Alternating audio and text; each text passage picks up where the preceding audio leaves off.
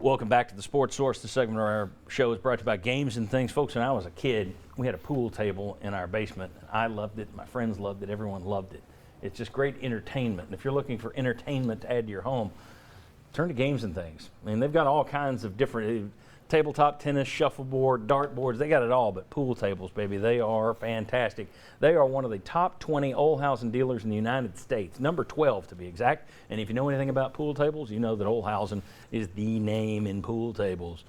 Games and Things can take care of you. Visit them where Lovell Road meets Kingston Pike Island in West Knoxville, or check out their online presence, OurGameRoom.com. Okay.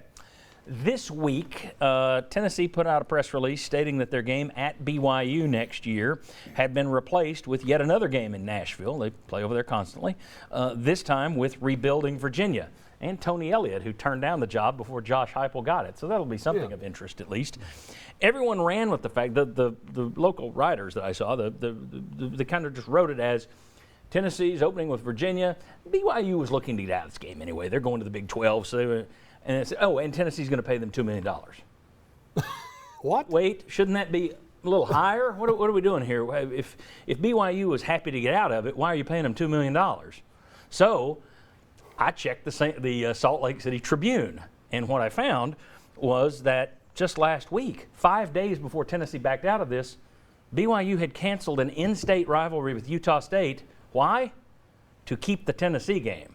So all the stuff that you read that BYU wanted out of it was really BYU. No.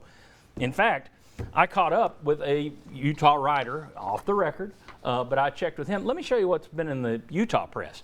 You had a column here that headed the BYU AD is back casting lines after Vols wiggle off the hook.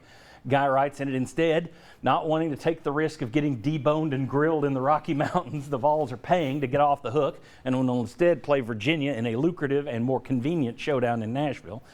Here's the part that was from earlier, especially after the Cougars canceled the Utah State series last week to make room for the Vols. Well, I reached out to a writer who remains nameless out there. He said, thanks for reaching out. Yes, off the record, I do know that BYU was not planning on that game getting moved and wanted to keep it on the schedule. They canceled an in-state rivalry with Utah State just last week, in part to keep it on the schedule. I know an SEC school coming to Provo is a big deal for the program's perception, especially as it moves to the Big 12. People within the program also thought, since the game was early in the year and depth would not have been an issue, that BYU had a chance to win that game. He says, if I believe that, I don't know. But it does speak to the fact BYU wanted this game, thought it could win it, and was upset about the cancellation. Okay, big deal. Nobody cares here. That's fine. But the reality is, if you're paying for tickets, you should care. What game do you want? So Danny White and UT say that this is about creating revenue. They want to help their operating budget. Net positive. Yeah, well, net positive, they got $55 million from the SEC last year. And they're going to get more as the SEC's ESPN contract kicks in. And they're going to get more when it's renegotiated when Texas, Oklahoma are here. And they just changed the ticket prices at Neyland Stadium, which is going to be a net positive for them. So, Jimmy, you did the math. You came up with about a $1.5 million swing here, correct? Correct, because the first $2 million will go of the ticket sales for the Tennessee-Virginia game to Brigham Young. And then the Nashville Athletic Council gets $500,000. Then they'll split each team will get $1.5 million after that. If they really sell it out, Tennessee may get more than that. But basically, the net is Tennessee get $1.5 million. And my question is, you didn't pay Pruitt off his $12 million. You're getting more money than you've ever gotten before from the SEC. During COVID, the SEC gave everybody a huge big bonus check because they've got money in their coffers galore. Yes. So you're really canceling this for money? That's what he says. We'll see what you guys think about it. I think it has something to do with something else. Let me show you this graphic. Virginia is no BYU. Over the last 10 years, BYU 81 wins, 9 bowl games in 10 years, 62% winning percentage, including when they had the guts to come here and beat you in Neyland Stadium. Tennessee, okay, you're about a 500 program. Virginia, yeah, they're worse than you. They've been to 3 bowls in the last 10 years. They've won 40% of their games. They're 20 games below 500, and they're restarting their program with a new football coach this year. Look, whether you're for it, against it, maybe you think Virginia and Nashville is more interesting than BYU in the beautiful setting where you've never seen them play before. I like seeing things I haven't seen before. But the bottom line is this. When I put that together with the fact that you also backed out of Army Exactly. to schedule Akron, if I am paying money, and the average ticket price on the secondary market for an SEC football game is $250.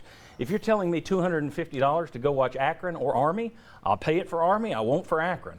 $250, I'd love to go to Utah and see that. I'm not going to Nashville again in a stadium that the Titans want out of to watch them play a down-and-out ACC school. That's just me. I think this, sure, money is a factor. Recruiting the mid-state's a factor. Scheduling automatic wins and lesser teams, I think that's the bigger factor. Am I alone on Conspiracy Island over here? No, I'll roll out there with you. Go ahead, man. I think it's a multi-tier thing. Was that a consideration? Probably so. What? It's make sure that they end up with a lesser opponent. Okay, so you think that was the lesser of the. No, a lesser opponent. So I think it's a factor, but I don't think it's the reason. I do think that money is a factor in this because they're hurting. Yeah, they're in real pain. Well, but they're thinking, all right, this is all the expenses we have for a stadium. It's not that, all right, we're bringing in all this money. It's we got to spend a lot of money too because of what they're trying to do. Which Like is with way Neyland more. Stadium, baseball Exactly, stadium. all the Okay. renovations. So I do think that they are looking at the money aspect of it. I think it's a collective in who they scheduled and brought in as a part of it. Yeah. Okay, all right. Jimmy, Chuck, where are you on this? I would rather Tennessee play Brigham Young. I don't like the idea of getting out of the Army game. I don't like the idea of getting out of the Brigham Young game. And John, I was kind of like you when I saw, well, Brigham Young's interested in getting out of this because of the Big 12, and then Tennessee's paying them $2 million. I'm like, no, wait a minute, that doesn't add up. So I would rather them play Brigham Young. I think that's the thing to do. I am curious about this. Why did Brigham Young have a game scheduled with Utah State the same day they're supposed to play Tennessee? No, it was just on their schedule. They had 4 non-conference, and when they go to the Big 12, it's a 9-game. So it wasn't the same day? No, it wasn't the same day. Okay, But they was all like, right. we got to cut something, and they cut Utah State so they could keep Tennessee next Tennessee. year. They also have Arkansas going in there Okay. next year, and to this date, Arkansas hasn't canceled on them. Maybe Arkansas. I wish tons of money. Tennessee had not canceled on them. Yeah, I mean, I think that Chuck? Tennessee fans I talked to, a lot of them were looking forward to going there. It's a place you hadn't been before. It's a beautiful part We of the got a country. picture of it coming up later. Yeah, It's I mean, gorgeous. and I think cool it's place. yet another example. The University of Tennessee has more money than common sense, and it's a bad look that Brigham Young came here and played you and beat you here. I would be looking at the chance to go there and beat them. It's the way I would look I at would it. too. And go ahead, quickly. Last thing, I also think you look at it, what helps you get to a bowl game? Oh, yeah. Contrary to what other people think, I still don't think Tennessee's good enough to be an automatic bowl team the next 2 years. And so which one helps you get that sixth win? Going to Brigham Young or going to Nashville to play Virginia? And I think that factors into it too. And I'm not used to watching Tennessee, Kentucky their way to a bowl game, but that's what they're doing. And when I say, I'm not trying to insult Kentucky, but we'll show you the schedules around the league, and that's what you're doing now. It's 1 game a year and then 3 complete, utter jokes. By the way, and for those of you who are thinking, well, Pennington never says anything good about Tennessee's schedule anyway. He always rips them up. Last June, Tennessee released their basketball schedule. Here's what I said then. Well, this is the best, and let's face it, they've played really good non-conference schedules since Rick Barnes has been here. But for my money, on paper, this is a tremendous schedule. You got 9 of these 12 games that are legit. And do I have the Chuck Cavaleris orange-colored glasses on that it's that impressive? Are you guys as impressed as I am? Yeah.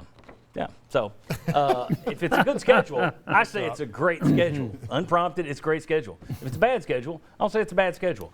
Let's take a look at what some of the other, have you looked at the whole non-conference schedule last year that they're going to ask you to pay for?